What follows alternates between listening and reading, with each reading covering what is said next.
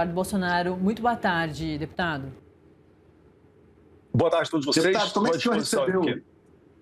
como é que o senhor recebeu essa notícia da prisão, do encarceramento agora de Jair Bolsonaro e quais os próximos passos da defesa de vocês? Boa tarde e obrigado por atender o convite. Boa tarde, Capelli, a todos do Metrópolis.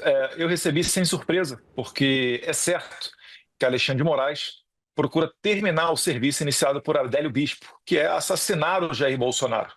Pergunto a vocês, qual é a possibilidade de fuga de um senhor idoso, 71 anos de idade, que esteve diversas vezes internado num hospital recentemente, passou por 7 grandes cirurgias, há meses sofrendo uma crise de soluço e vomitando, com a possibilidade de broncoaspirar o seu próprio vômito?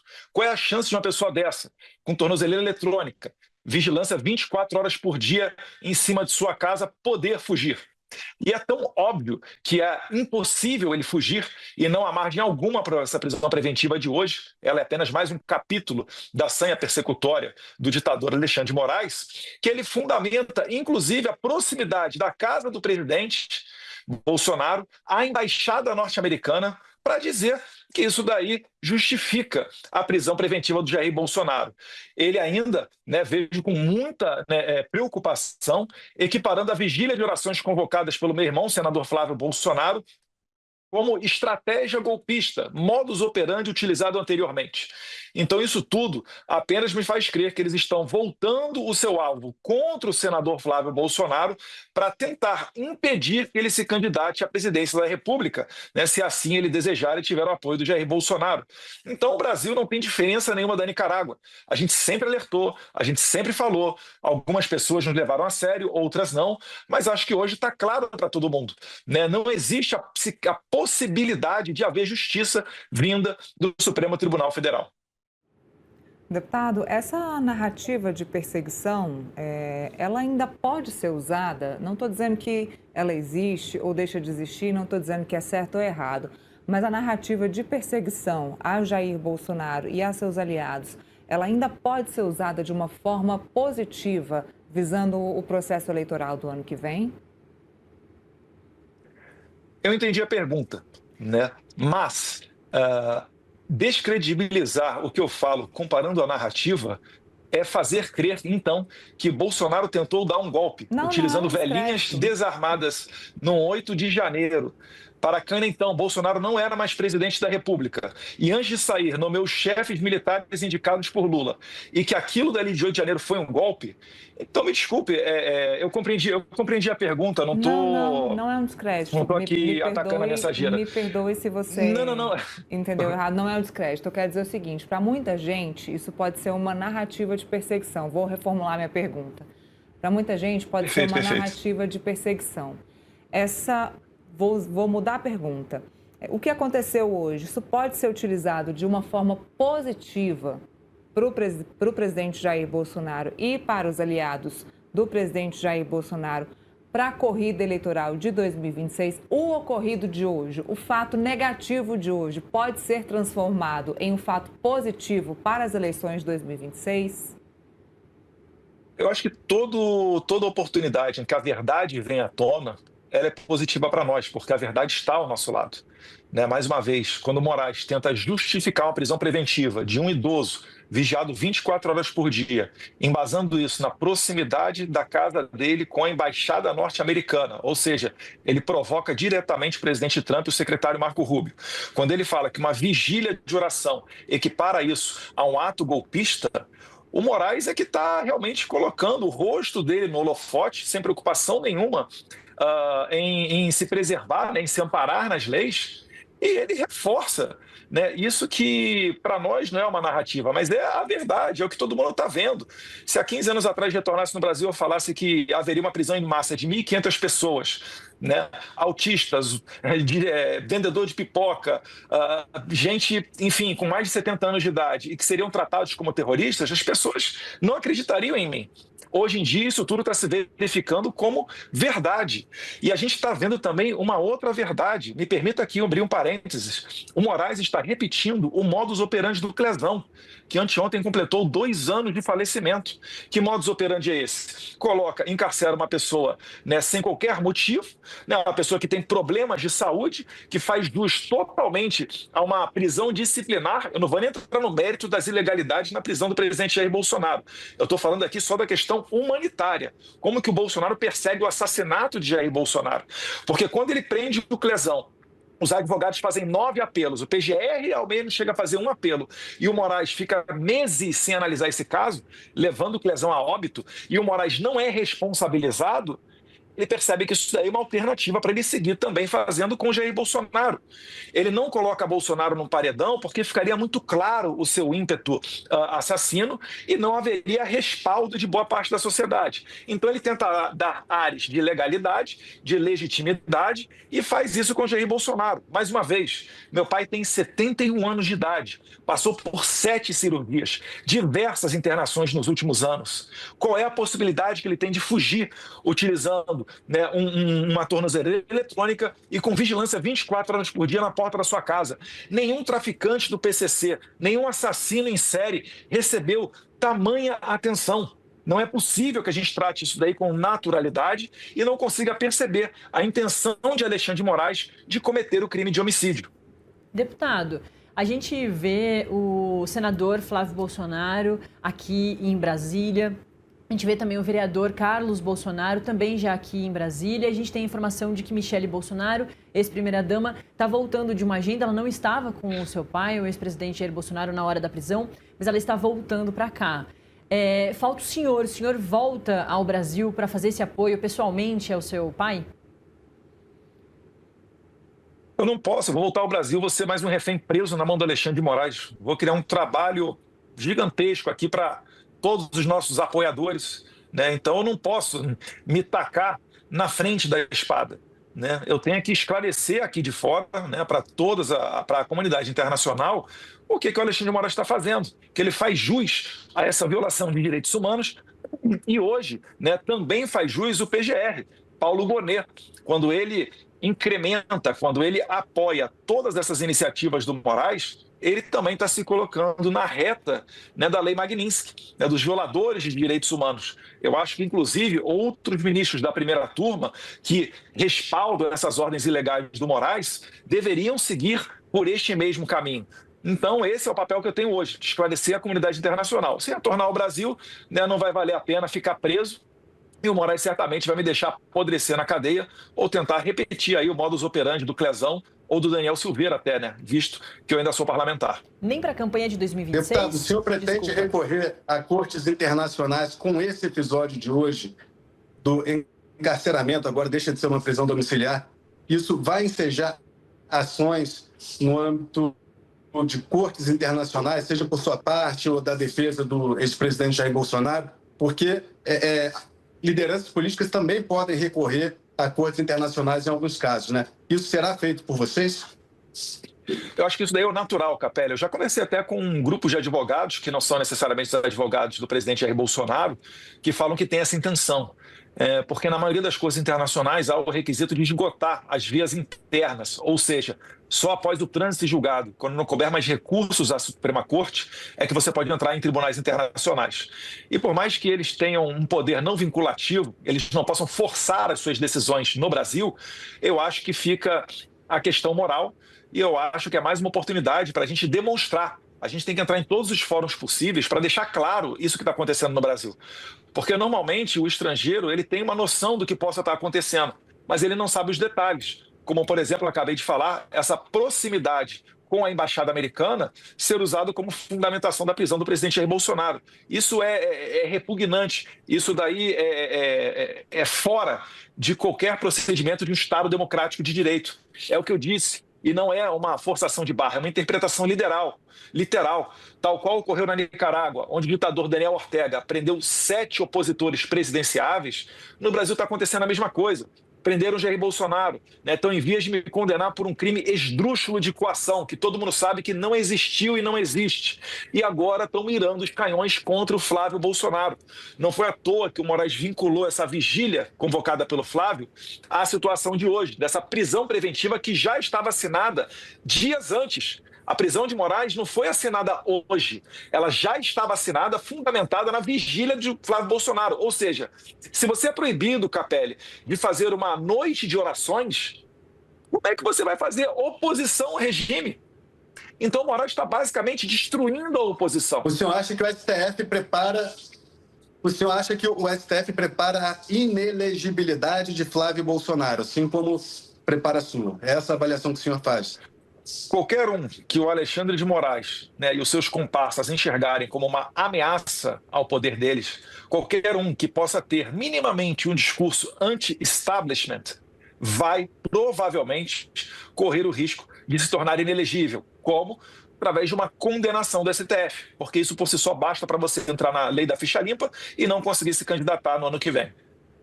Deputado, na decisão que o STF tornou o senhor réu na semana passada, o ministro Alexandre de Moraes deixou clara a questão da lei Magnitsky contra ele próprio.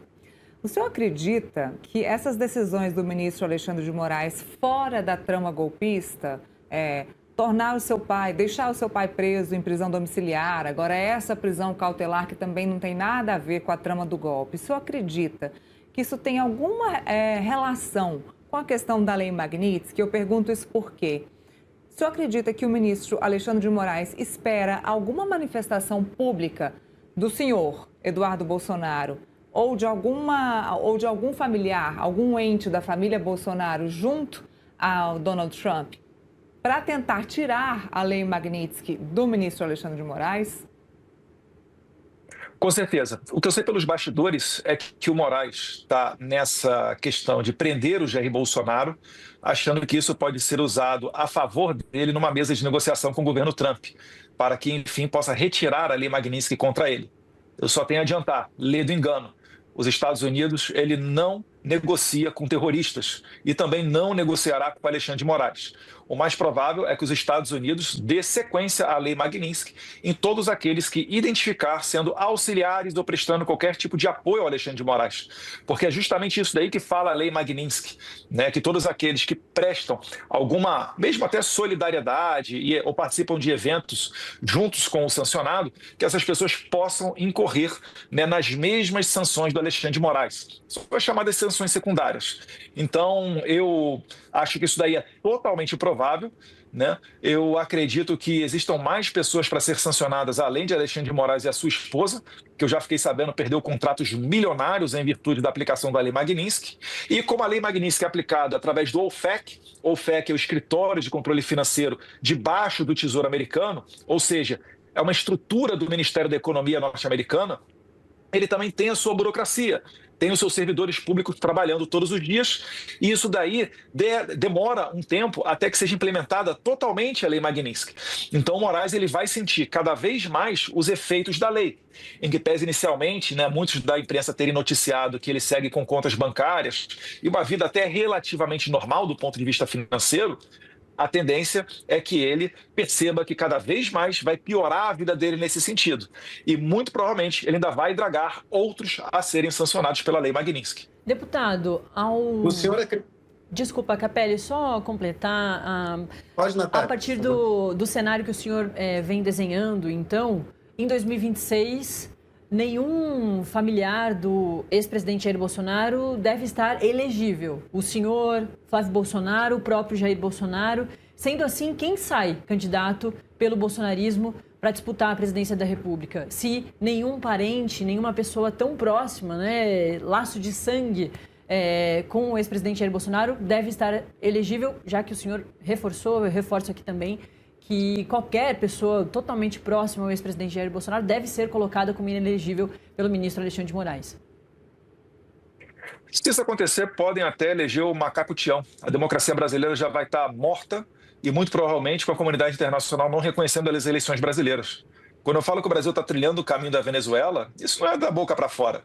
A gente vê o Lula interagindo com Maduro, inclusive nos 40 minutos breves que ele teve com o Trump na Malásia. Um dos pontos que o Lula falou um dos pontos em que o Lula conversou com o Trump foi a questão da Venezuela, para defender o Maduro, né, para defender o Petro na Colômbia. Então, todos eles estão juntos no mesmo barco. Se você olhar a delação do Hugo Carvajal, ele aponta para escândalos de corrupção envolvendo o Lula, com dinheiro ilegal retornando ao Brasil para ajudar na campanha dele. Dinheiro, inclusive, que foi também para a campanha do Petro, chegou até partidos na Europa, como o italiano Cinque Estrela ou o PSOE da Espanha. Então, todos eles que fazem parte do Foro de São Paulo têm uma íntima relação com o tráfico de drogas e todos eles estão juntos no mesmo barco.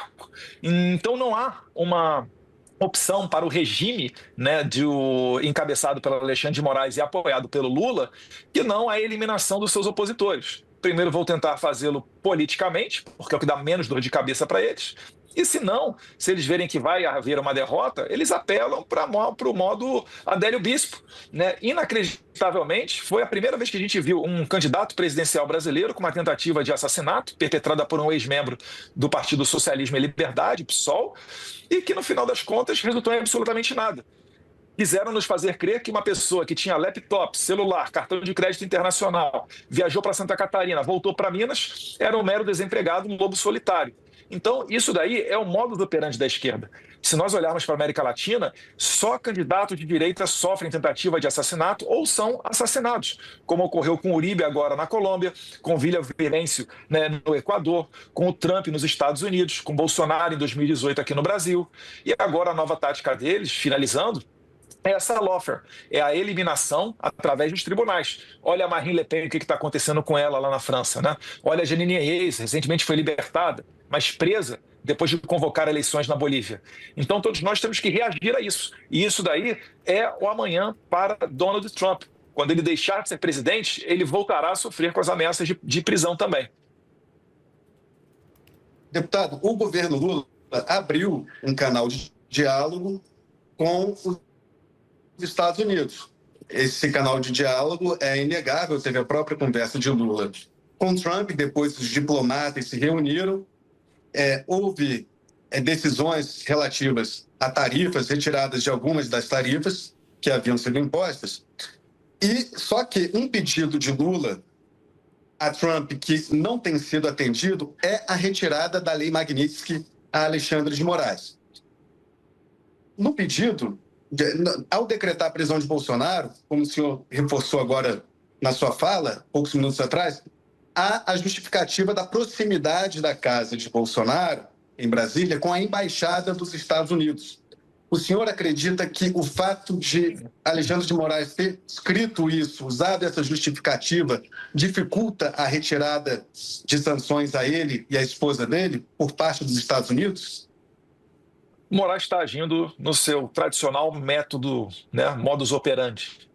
Ele está dobrando a aposta. Na minha opinião, ele faz uma provocação ao Trump e ao Marco Rubio. Eu acho que deveria ser respondido, né, colocando mais pessoas dentro da Lei Magnitsky, ou sancionando mais gente.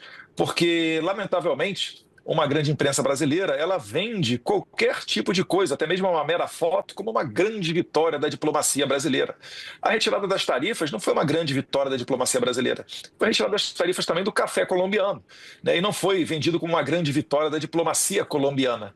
Então, isso tudo, né, faz tentar pintar um cenário onde Trump tenha se aproximado de Lula, e talvez aí o Moraes, né, ludibriado com essa narrativa, esteja mais confortável para fazer o que ele fez hoje.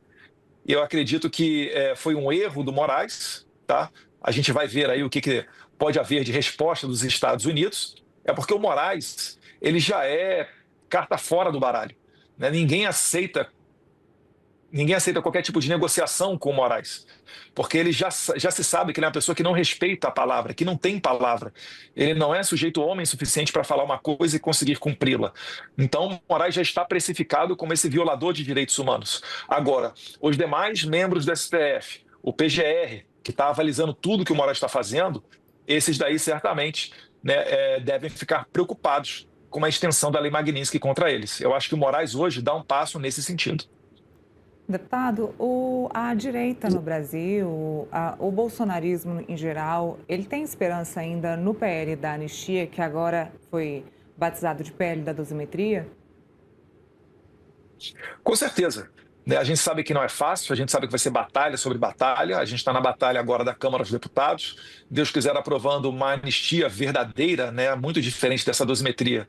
A gente vai enfrentar a batalha do Senado, mas no final das contas, isso é algo para beneficiar toda a classe política brasileira e toda a população brasileira.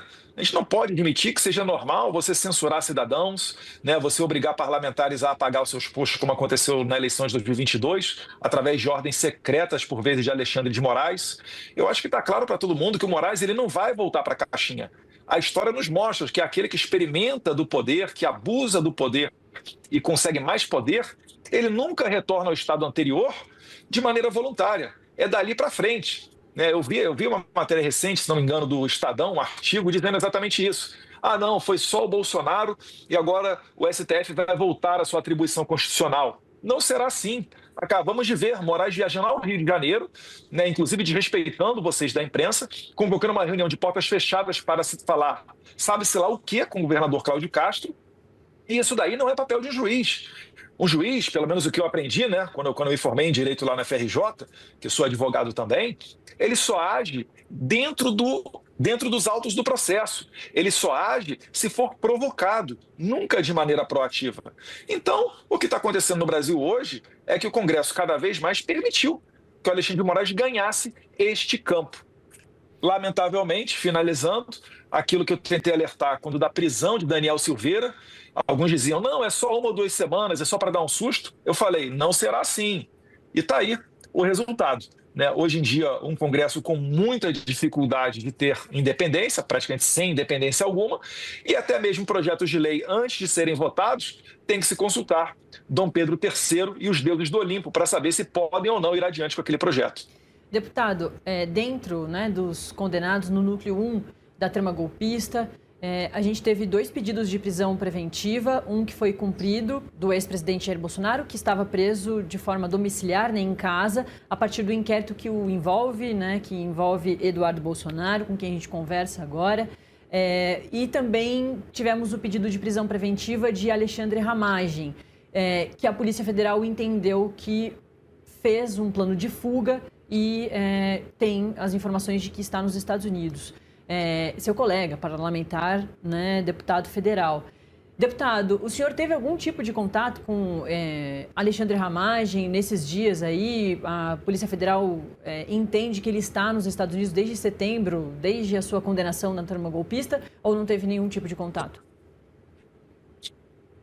Olha, tudo que eu sei é com base em informações da imprensa. Né? Até onde eu sei, o Ramagem não tinha nenhuma ordem impedindo de sair do Brasil e ele ainda está sob licença da Câmara dos Deputados. Então a situação dele é totalmente regular.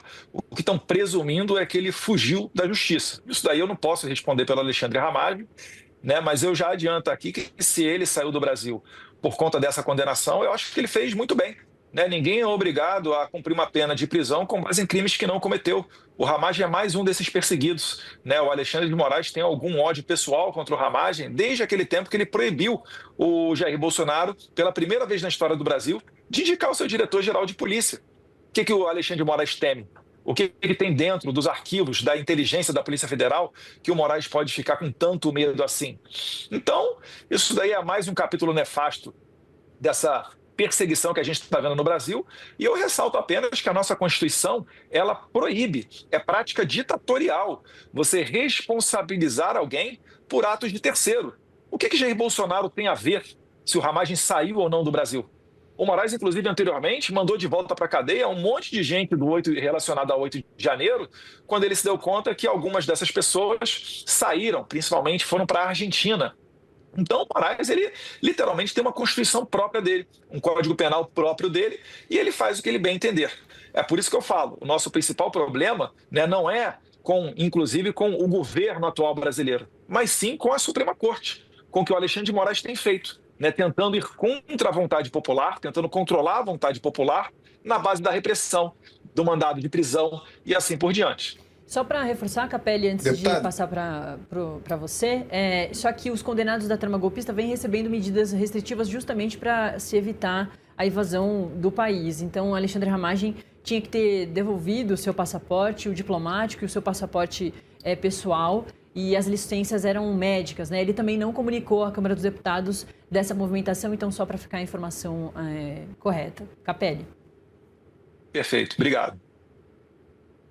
Deputado, o senhor me mandou mensagem dizendo que vai ter um compromisso ou outro agora, mas eu queria antes fazer uma pergunta que é importante sobre 2022, que é, seu pai iria se encontrar com Tarcísio de Freitas daqui a 2, 3 dias, né? Quando houve essa decisão agora do encarceramento. Queria saber qual a avaliação que o senhor faz de Tarcísio de Freitas à presidência. O senhor fez duras críticas a ele dias atrás, dizendo que ele é o candidato do Alexandre de Moraes. Mas, como o senhor próprio colocou agora, dificilmente um Bolsonaro será candidato, segundo a sua avaliação, em relação a inelegibilidades possíveis. Diante desse cenário, Tarcísio é o seu candidato ou não? Se não for, quem será o seu candidato?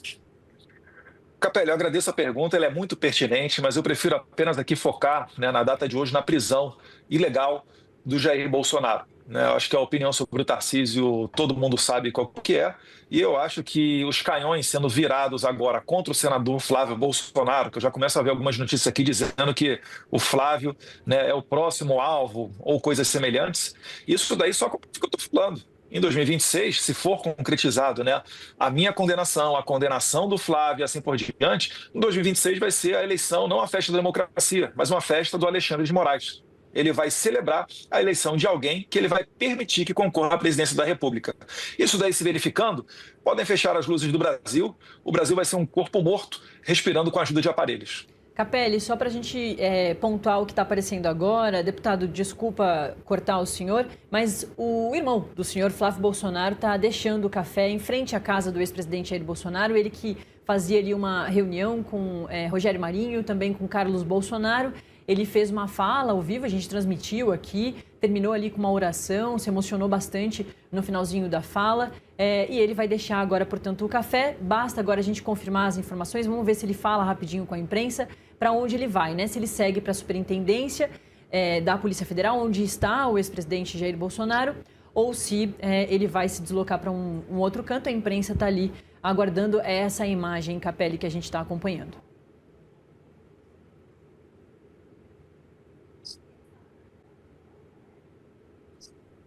A gente precisa liberar o... Perfeito, abro. Isso, só agradecer a participação. Não sei se Neila, Natália teriam alguma pergunta curtinha também para o deputado que precisa sair para um outro compromisso, mas já agradeço a participação, deputado. Obrigado pela participação no Metrópolis. Neila, Natália. Se o deputado acredita que o governo americano vai se manifestar muito em breve sobre a prisão do ex-presidente Jair Bolsonaro, deputado? Olha, acredito que sim, né?